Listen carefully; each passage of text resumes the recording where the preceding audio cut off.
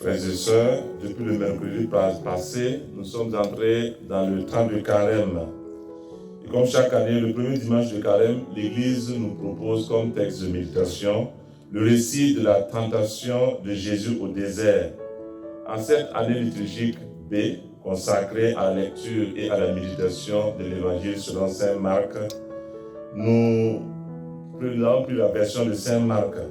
Et le récit des 40 jours de Jésus au désert, selon saint Marc, est très différent de celui de Matthieu et de Luc. Il est bref, dynamique et dense, en 2 versets seulement. Nous avons lu juste 2 versets. Alors qu'en Matthieu, la tentation compte 11 versets et Luc, c'est 17 versets. Donc Marc, c'est vraiment bref, tout est condensé. De ces 3 récits, que ce soit en Matthieu, en Marc ou en Luc, il y a 3 points communs. Le premier point commun, c'est que c'est l'Esprit Saint, le protagoniste du séjour de Jésus au désert. Saint Marc aujourd'hui nous l'a souligné. Aussitôt, l'Esprit le pousse au désert. Donc c'est l'Esprit Saint qui pousse Jésus au désert après son baptême. Tous les 3 sont communs d'accord pour ça. Deuxième chose, Jésus y est tenté par le diable. Que ce soit Marc, et Matthieu ou Luc, nous voyons cela, que Jésus a été tenté au désert. Et le troisième point commun, c'est que Jésus y est resté durant 40 jours. Donc tout le monde est d'accord pour ces 3 points. Mais maintenant, le récit de Marc très condensé, quelle est la différence? Il y a 3 différences. Premièrement, Marc ne précise aucune tentation de Satan. Il ne donne pas de détails comme en Luc ou en Matthieu, où on dit que le diable a voulu demander à Jésus de transformer les pierres en nourriture. Il a amené Jésus sur la colline et demandé à Jésus de regarder tous les royaumes, etc. Ou bien au pic du temple de Jérusalem, il a demandé à Jésus de sauter sur la terre. Donc lui, il ne précise pas. Il dit seulement qu'il a été tenté par Jésus et par Satan. Point. Donc il n'y a pas de précision des différentes tentations. Deuxième point qui diffère des autres, et Marc ne dit pas un mot de jeûne ou de privation de nourriture ni de faim. Il ne dit pas si Jésus a jeûné durant 40 jours, 40 nuits. Il ne donne pas cette précision. Il semble même dire le contraire, puisqu'il affirme que les anges le servaient pour le dire. Et pour le dire, il utilise un mot utilisé fréquemment pour le service des tables. C'est bizarre. Dans les autres récits, on dit que Jésus ne mangeait pas, il a jeûné 40 jours, 40 nuits. Mais Marc, il dit que les anges le servaient. Et en fait, le mot service là, le terme qu'il a utilisé là, c'est le même terme qu'on utilise pour le service des tables. Donc c'est comme si les anges lui donnaient à manger. Il n'a pas précisé, mais en tout cas c'est le même terme qu'il utilise.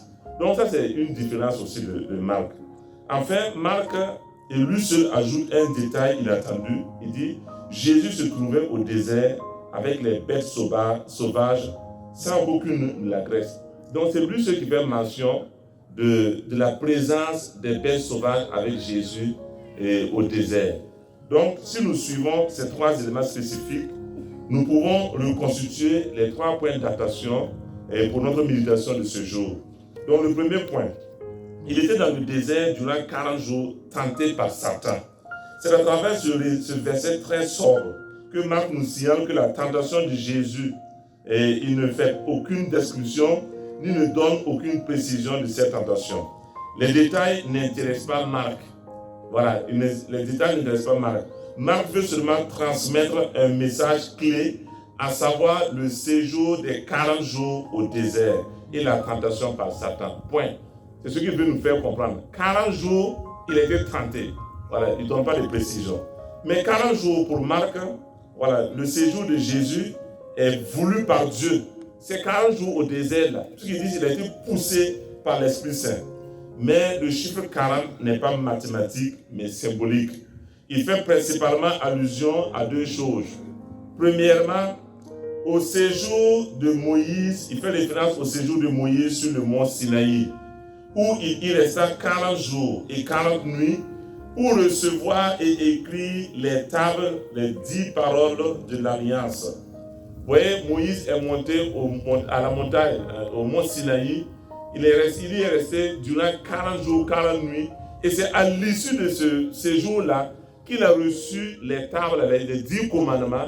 Et en descendant de la montagne, il a dit au peuple, voilà ce que Dieu attend de vous. Voilà ce que Dieu que vous vivez. Voilà sur le chemin tracé par Dieu.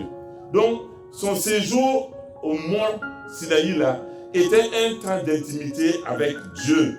Voilà. Et un temps où il conforme sa vie d'homme à la parole de Dieu, parce qu'il a pris le temps d'écouter. 40 jours, 40 nuits pour écouter qu'est-ce que le Seigneur veut vraiment de son peuple.